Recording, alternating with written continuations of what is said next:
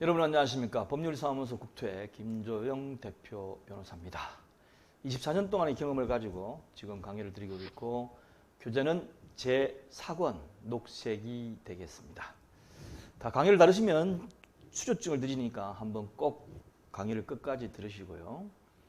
오늘 강의해 드릴 내용은 공사표준계약 해설 15번째입니다. 자세하게 해드리다 보니까 길어졌는데 필요한 부분을 보시기 바랍니다. 공사비 지급을 할 때 반드시 기성률에 따라서 해야 된다. 이거는 제가 지난번에도 말씀드렸지만 상식이겠죠. 그렇지만 시공자가 공사계약서 초안을 내놓을 때 내용을 보면 살금원이 따르게 돼 있는 경우가 많아요. 그리고 이제 지연배상금이라고 있는데 이 지연배상금이 지체상금이라고도 표현을 합니다. 크기에 관해서 한번 살펴보도록 하겠습니다. 먼저 54조 준공검사 조문이 나오는데요. 준공검사 조문을 보면 이렇게 되어 있어요. 어른 계약문서 등의 기준에 따라 공사를 완료하였을 경우에 준공검사 신청 예정일로부터 서류를 받아가지고 준공검사 및 입주자 자전점검을 실시한다라고 되어 있고, 그 다음에 관할 지방자치단체장의 준공검사를 완료함과 동시에 다한 것으로 본다, 이렇게 조문이 되어 있습니다. 그런데 제가 여기 썼지만 우리가 주변에 보면 얼마 전에 저희 빌라 앞에도 마찬가지로 공사가 크게 있었는데 제2테크노밸리죠. 공사가 크게 있었는데 건물이 준공인가가 났어요. 그런데 한 달 정도를 공사를 더 합니다. 잔여공사를 더 해요. 잔여공사를 더 합니다. 그래서 이건 뭔가 잘못됐지 않느냐. 왜 준공검사를 빨리 받으려고 하느냐 하면 조금 이따가 말씀드릴 것처럼 지체상금에 큰 영향을 주기 때문에 어떻게 하든지 관할관청하고 얘기해가지고 준공검사를 빨리 받으려고 해요. 예. 그러고 나서 마지막 잔여공사를 하는 경우도. 아파트도 이렇게 되면 안 됩니다. 예. 제대로 공사를 하면 지금 저기 삼성동에 있는 어느 조합 같은 경우는 준공검사 딱 나면 그 다음 바로 입주해요. 그럴 정도로 확실하게 거기서는 시공사가 확실하게 날짜를 정하고 있습니다. 그런데 준공검사 받고 잔여공사 남았다고 가보면 엘리베이터도 덜 돼 있고, 여러분들 많이 건물 가보시면 그런 거 많죠? 이렇게 돼 있으면 안 돼요. 그래서 제가 해설을 해놓기를, 우리가 주변에 신축공사 등을 준공인가 받을 때 살펴보면 준공인가를 받았다고 하는데 공사를 마감하지 못하고 1개월 정도 더 잔여공사를 더 하는 경우가 있습니다. 특히 준공인가 전 사용허가 미리 받는 경우가 있어요. 이럴 경우는 더 심해요. 그래서 잔여공사를 하지 않을 정도로 완벽하게 공사가 완료되었을 때에 준공인가를 내달라고 조합이 사전에 관할관청에 민원을 제기를 해야 되고, 잔여공사 완료 후 준공인가를 받도록 시공사에게도 주지시킬 필요가 있어요. 무슨 얘기냐면, 우리는 너 준공검사 끝나고 나서 공사 더 하는 거 인정 못해? 인정 못하니까 무조건 준공검사 받을 때는 그 다음날 입주가 가능할 정도로 완벽하게 해놔? 이렇게 미리 언지를 주는 거죠. 계속 공문도 보내고. 그래서 시공자가 이 조합은 잘못했다가는 큰일 나겠구나 이래가지고 제대로 공사를 박차를 가할 수 있도록 하는 것이 좋습니다. 그 다음에 이제 기성검사인데 이거는 자재가량이기 때문에 읽어보시면 되고 별 문제가 되지는 않아요. 그 다음에 공사 목적물의 인수입니다. 이제 신축, 주택, 상가 이제 조합이 인도받는 거죠. 거기 보면 이제 준공검사 완료하는 날로부터 인수해가지고 해라. 만약에 돈을 그때까지 미지급한 거 있을 때 유치권 행사할 수 있다. 이건 민법에 의해서 당연히 할 수 있습니다. 그 다음에 공사비 지급인데 이게 아까 말씀드린 것처럼 살금원이죠. 표준어가 살금원이 다른 조항을 집어넣어 오는 경우가 있어요.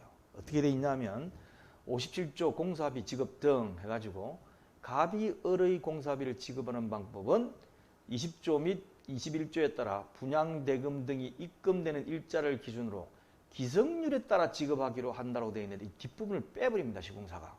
빼버리고 분양대금이 입금되는 일자를 기준으로 지급하기로 한다. 이렇게만 넣어버리면 분양대금 들어오는 날짜가 있을 겁니다. 중도금 1차 들어오죠. 2차 들어오죠. 3차 들어오죠. 그 들어오는 쪽쪽 다 가져가 버리는 거예요. 다 가져가는 거예요.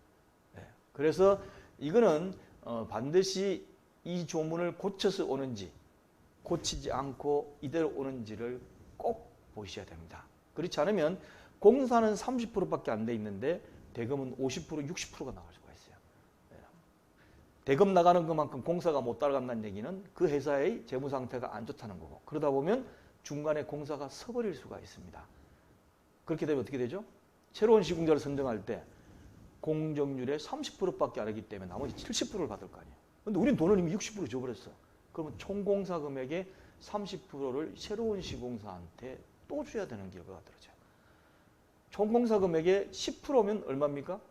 3천억짜리면 300억이에요. 그죠? 1조짜리 같으면 1000억입니다. 굉장히 큰 금액이에요. 그래서 반드시 기성률에 따라 지급되도록 체크를 하시기 바랍니다.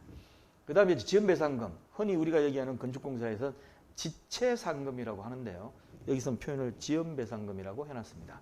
조문을 보면 다음과 같이 되어 있습니다.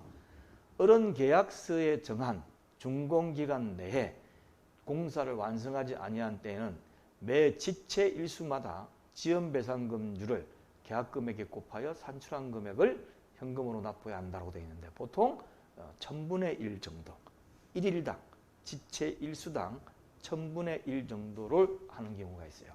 그런데 뒤에 보면 갑은 제1항의 지연배상금을 산출함에 있어 기성 부분에 대하여 검사를 거쳐 이를 인수한 때에는 그 부분에 상당하는 금액을 계약금액에서 공제한다.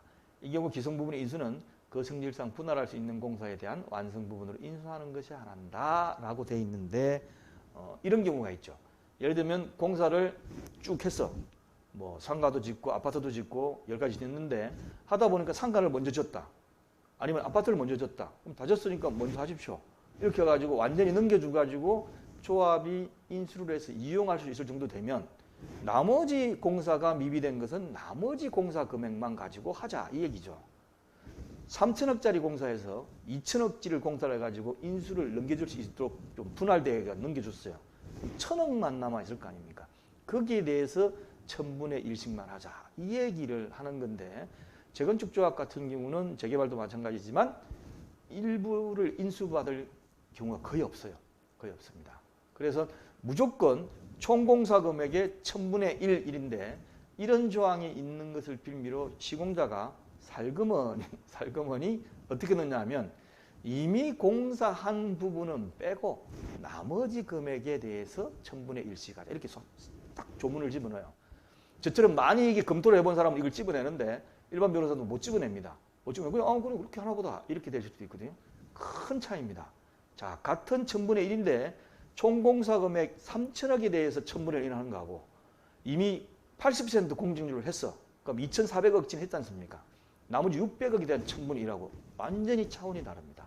그렇기 때문에 반드시 이 조문을 찝어가지고 하시기 바라고 지체일수 산입하지 않는 경우에 대해서가 있는데 이 부분은 그냥 보시면 될 것 같습니다.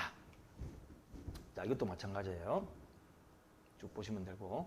자, 지금까지 보신 것이 제가 말씀드린 그 두 가지가 있는데 가장 중요한 것이 공사대금 지급할 때 기성률 따라 지급하도록 꼭 체크를 하시고 두 번째 지체상금 잘못해가지고 이미 진행된 공사 부분을 빼고 잔여 공사에 1000분의 1로 한다. 이렇게 하면 크게 문제가 될 수가 있습니다. 실제 지체상금 소송이 꽤 있어요.